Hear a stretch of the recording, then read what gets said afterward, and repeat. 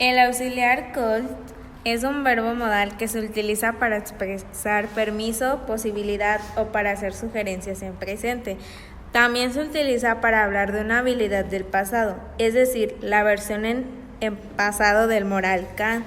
Siempre vamos a encontrarlo seguido de un verbo y podemos utilizarlo también en forma negativa, afirmativa e interrogativa. El could afirmativo primero es el sujeto más el auxiliar could más el verbo y más el complemento. Un ejemplo es I could play chess when was 12 years old. El could negative es sujeto más el auxiliar couldn't más el verbo más el complemento. Un ejemplo sería I couldn't eat sushi when was 2 years old.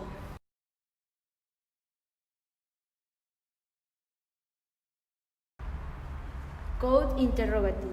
Está compuesto por el auxiliar, el sujeto, el verbo y el complemento. Un ejemplo de ello es could he dance rock in the morning.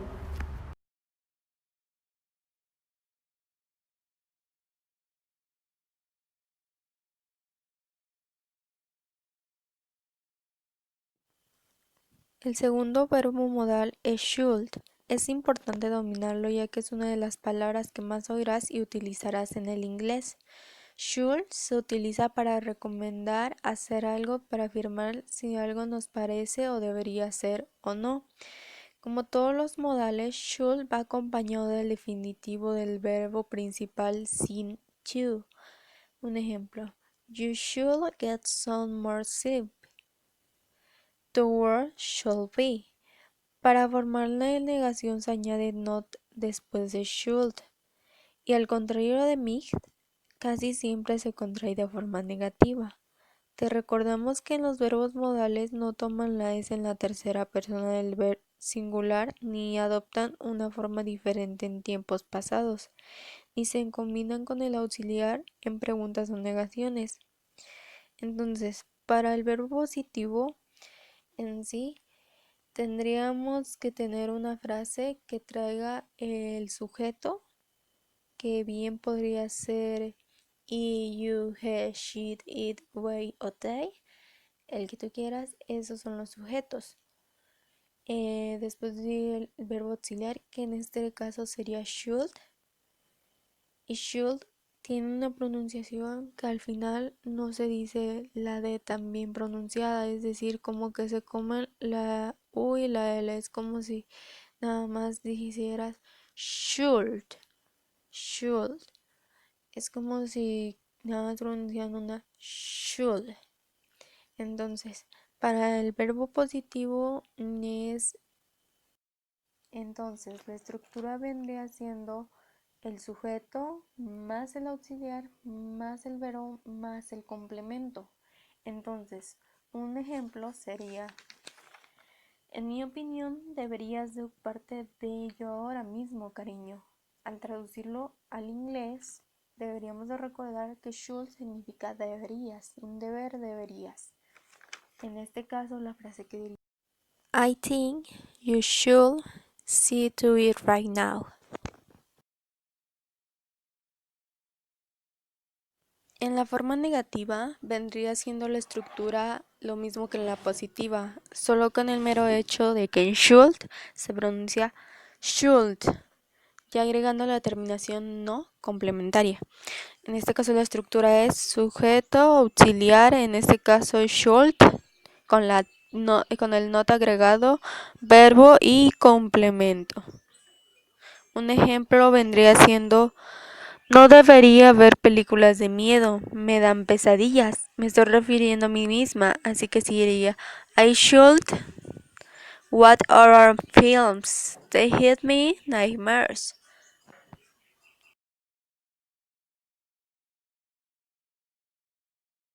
En la forma interrogativa ya sería diferente, ya que vamos a poder complementarle a la pregunta, ya sea un WH. Un WH puede ser el what, el when, el why, el where, el who, el how o el which. Entre ese sería ya si lo quieres complementar, si no, en sí quedaría sin nuestra estructura, sin la WH. El auxiliar siempre va primero, siempre hay que recordarlo, siempre cuando hay una pregunta y hay un verbo modal o cualquier palabra, tiene que ir primero el auxiliar. Entonces, después del auxiliar sigue el sujeto, el verbo y el complemento. Un ejemplo vendría siendo debería de quedarme o irme. Entonces, recordemos que should es debería, entonces se quedaría should I stay or should I go?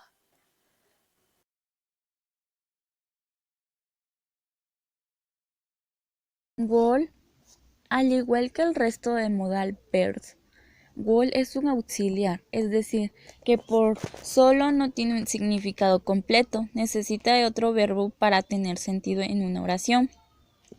Por ejemplo, I would like se puede traducir me gustaría.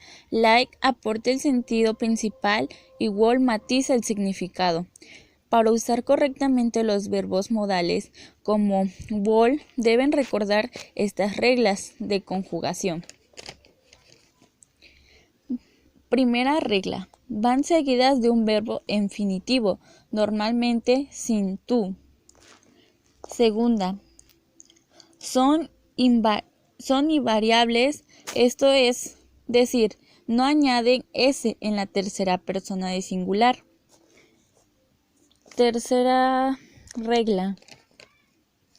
Tampoco se pueden usar en pasado o futuro. Ejemplo, walk dog.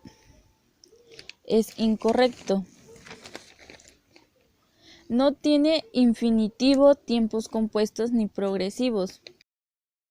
Algunos usos más comunes para construir condicionales, en concreto el second y el third conditional. El second es el que habla de sucesos improbables o hipotéticos. If I were a millionaire and would travel round the world on the my car. Y el de que podían haber sucedido en el pasado pero no lo hicieron. If I had studied medicine, I would be a doctor.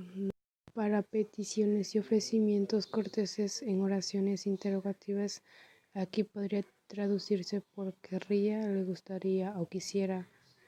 Ejemplos: would you close the door begin you place?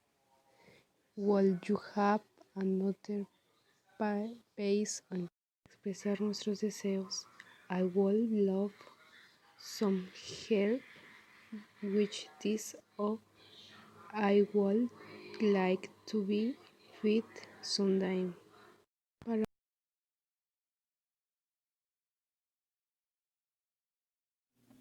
Para su forma positiva, su estructura sería sujeto auxiliar, que en este caso sería would, su verbo y su complemento.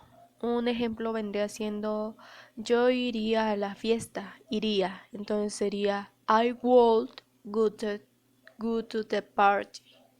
Yo iría a la fiesta.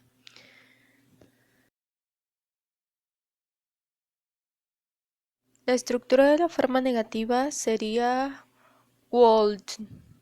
Se agrega la terminación not, complementándola en would.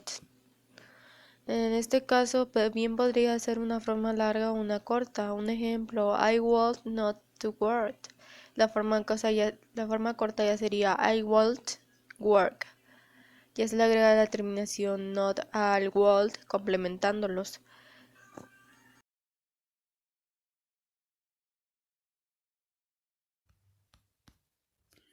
Para formar preguntas con would, se invierte la persona o el sujeto y el would, y tenemos la siguiente estructura. Sería la palabra interrogativa, ya sea when, why, what,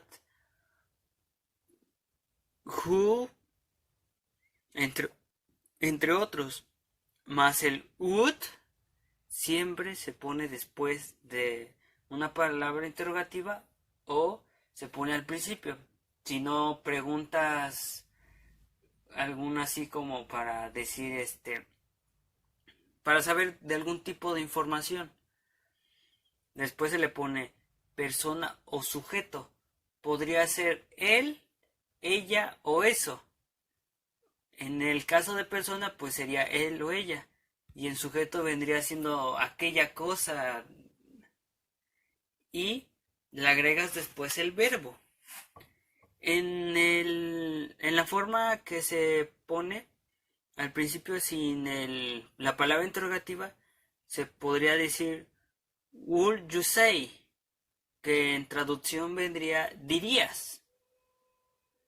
Otro ejemplo sería would you come.